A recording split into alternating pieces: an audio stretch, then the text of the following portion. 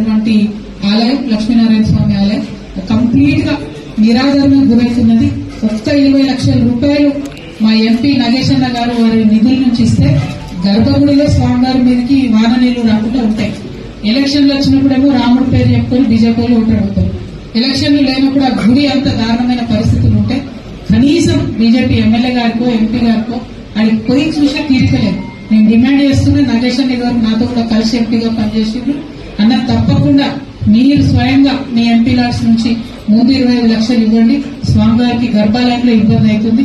నేను కూడా ఇతర మిత్రుల్ని వాళ్ళని కూడా అడుగుతా ఉన్నాం.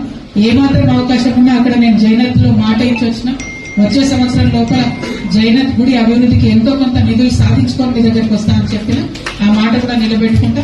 కాకపోతే ఇక్కడ ఎంపీ కాబట్టి ఇక్కడ ప్రజలు మీకు ఓటేసి గెలిపించారు కాబట్టి నేను నగేష్ అన్నను మీడియా ముఖంగా రిక్వెస్ట్ చేస్తాను. అదేవిధంగా పాయలశంకర్ గారిని కూడా రిక్వెస్ట్ చేస్తున్నా. అన్న బీజేపీ అంటే ఓన్లీ ఎన్నికలప్పుడే రాముడు గుర్తు రావద్దు, లక్ష్మీనారాయణ స్వామి కూడా రాముడు అవుతారని ఒక్కసారి జైనత్ దాకా పోయిరాండి. ముంగట ఒక 60 ఎకరాల కోనేరు ఉన్నది, నిరుపయోగంగా పడి ఉన్నది. మంచి టూరిస్ట్ ప్లేస్ అయ్యే అవకాశం ఉంది. కుంటాల్లోకి వచ్చినటువంటి వాళ్ళు టూరిస్ట్ సర్కిల్ డెవలప్ చేస్తే జైనత్ వచ్చే అవకాశాలు ఉంటాయి. ఒక్కసారి దాని మీద శ్రద్ధ పెట్టవలసిందిగా నేను స్థానిక ఎమ్మెల్యే గారిని కూడా కోరుతా ఉన్నాను. అదేవిధంగా ఏవైతే కొత్తగా గ్రామ పంచాయతీలు అయినటువంటి గోండుగూడాలు ఉన్నాయో వాటిలో ఎక్కడ కూడా గ్రామ పంచాయతీ ఆఫీస్ కూడా లేనటువంటి పరిస్థితి ఉన్నది. ఎక్కడ కూడా ఒక రేషన్ షాప్ లేదు, ఎక్కడ కూడా ఒక అంగన్వాడికి పర్మనెంట్ బిల్డింగ్ అనే ప్రత్యేకం లేదు. దాని మీద ప్రత్యేక శ్రద్ధ పెట్టి వాటి కోసం కేంద్రం నుండి నిధులు తీసుకురావాల్సిందిగా బీజేపీ ఎంపీ గారిని నేను డిమాండ్ చేస్తాను.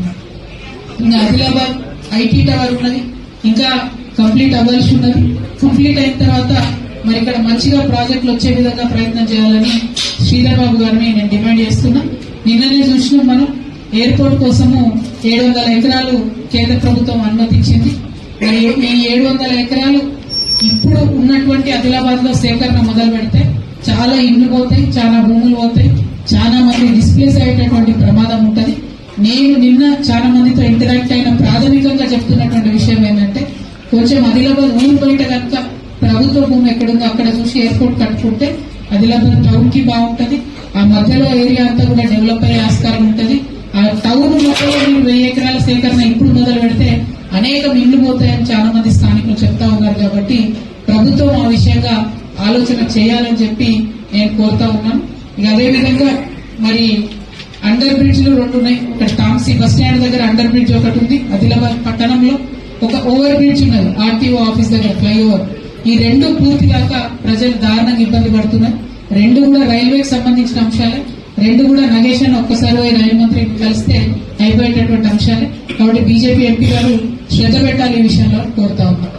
కేసీఆర్ గారు అన్నాడు ఒక ప్రపోజల్ చేశారు, పటాన్ చెరువు ఆర్మూర్ ఆదిలాబాద్ ఈ రైల్వే లైన్ చేస్తామని. ఆనాడే ప్రాథమికంగా సర్వేకు మేము ప్రయత్నం చేసినాం, కానీ అది అక్కడ ఆగిపోయి ఉన్నది. సో ఇప్పుడు ఇక్కడ ఉండేటటువంటి ఎంపీ గారు మిగతా ప్రజాప్రతినిధులు కలిసి ఆర్మూర్ ఆదిలాబాద్ రైల్వే లైన్ కోసం ప్రయత్నం చేయాలి. అది వచ్చినట్టయితే చాలా మంచి కనెక్టివిటీ పెరుగుతుంది. పెద్ద ఎత్తున ఈ ప్రాంతంలో ఇండస్ట్రీస్ వచ్చేటటువంటి అవకాశం ఉంటుంది. నిన్న నేను ఇక్కడ చూసిన దాని మొత్తంలో కూడా అర్థమైంది ఏంటంటే ఆదిలాబాద్ లో చెప్పుకోదగ్గ పరిశ్రమ ఒక్కటి కూడా లేదు. ఆ పరిశ్రమ రావాలి అని చెప్పి మేము మనస్ఫూర్తిగా కోరుకుంటా ఉన్నాము, లక్ష్మణ కోరుకుంటా ఉన్నాము. కాబట్టి మరి పరిశ్రమలు తెచ్చే విధంగా ప్రయత్నం చేయాలి ప్రజాప్రతినిధులను కోరుతా ఉన్నాం.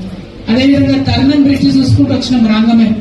అది ఎంత దారుణంగా ఉందంటే మొన్ననే ఒక పిల్లవాడు కొట్టుకపోయింది. అక్కడ కొట్టుకపోతే 5 లక్షల రూపాయలు ఇచ్చింది. 5 లక్షల రూపాయలు ఇచ్చి చేతులు కాకుండా ఖచ్చితంగా తరుణం బ్రిడ్జిని పెద్ద ఎత్తున నిర్మాణం చేయాలని చెప్పి నేను కోరుతా ఉన్నాను.